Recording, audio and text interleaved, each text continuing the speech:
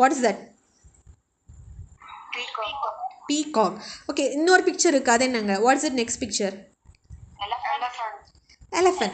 So actually it is not trees. Actually trees. அப்போ there are individual trees. அப்போ individual trees இருக்கு, and above the trees you have got moon, right? Then you have got moon வந்து இன்னொரு ஷேப்ல இருக்கு. And here also I didn't give you a picture of peacock. அது செப்பரேட்டடா இருக்கு.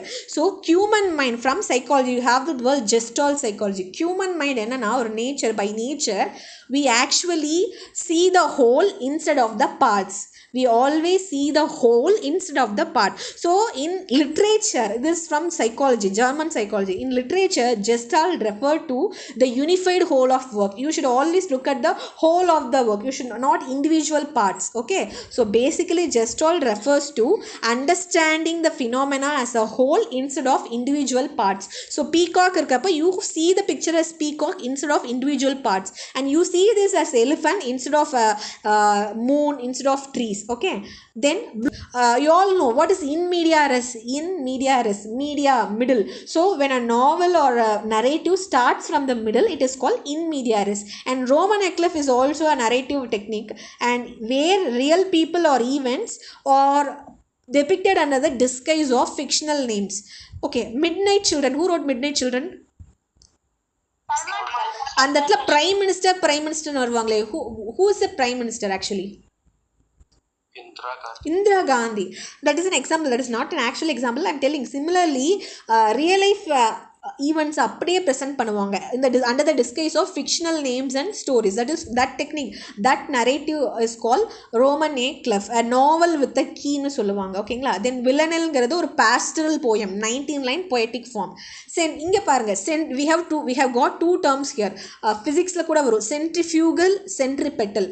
Centrifugal force and centripetal force. Centripetal அப்படின்னா moving towards the center. நம்ம சென்டருக்கு வரணும். See, if a ball is rotating na, you are bringing that ball to the center. That is called centripetal. And if the ball moves from the center to outside, is called centrifugal.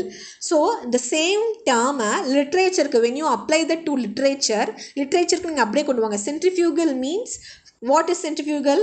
The ball is moving towards outside. That forces are moving outside. Oh, so you are pushing away from the center.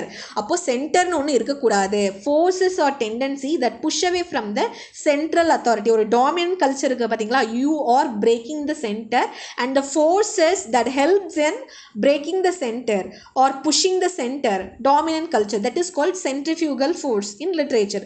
Heteroglossia or monoglossia means you have the center, you have only one voice, and that voice belongs to the voice of the authoritarian figure, the one who owns the power.